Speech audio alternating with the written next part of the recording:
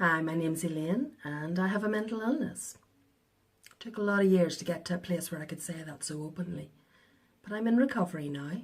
Recovery doesn't mean cure, of course. I've still got my challenges, but I've come to a place where I can better deal and I've got good support and I feel able to speak out. And what I want to talk about is stigma. The whole project is about how we can minimise it, and I'm here to tell you that it is possible.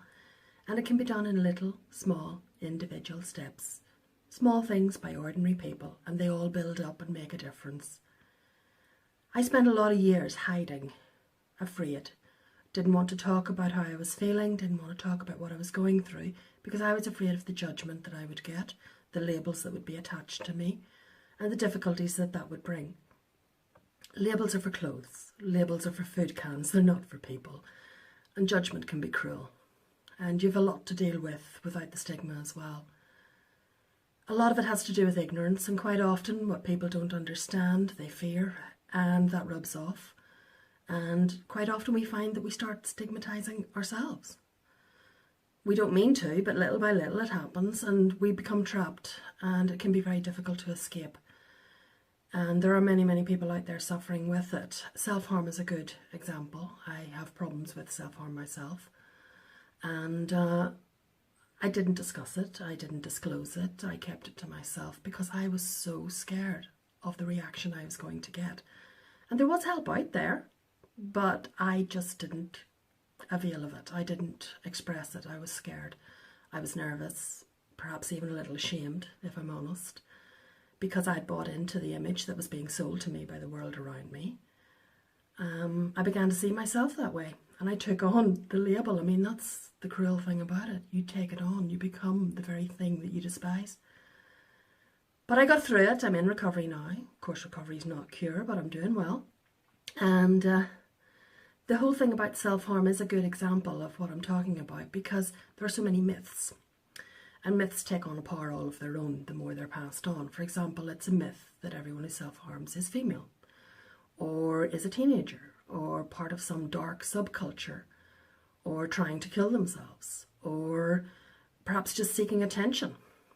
I'm not saying these things don't happen, but they're certainly not the norm, the truth for everybody, and the stereotypes are very, very stigmatising and create a lot of problems.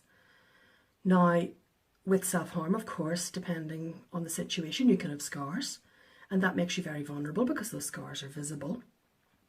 I have been pointed at, I have had whispers, I have had jokes made at my expense, and quite often it's as if you're invisible. They think you can't see it or you can't hear it, and it hurts, and you go home and you brood over it, and it takes a long time to shake it off. But yet you put on this veneer as if nothing's wrong, because stigma has taught you that if you express it, that it will only get worse. It's a cruel twist, it really is. We can beat stigma with small steps, little by little, small changes in attitude mainly. For example, the disparity between the way we treat physical illness and mental illness.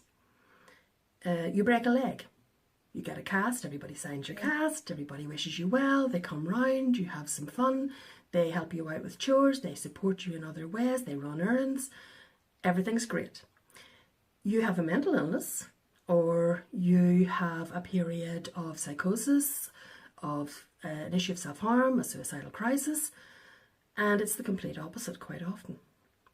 And if we can change that change of attitude, if we can start to treat everything the same way, give the same empathy, give the same understanding, give the same treatments, give the same support and practical help, then mental illness and all the things that come with it will become just an illness.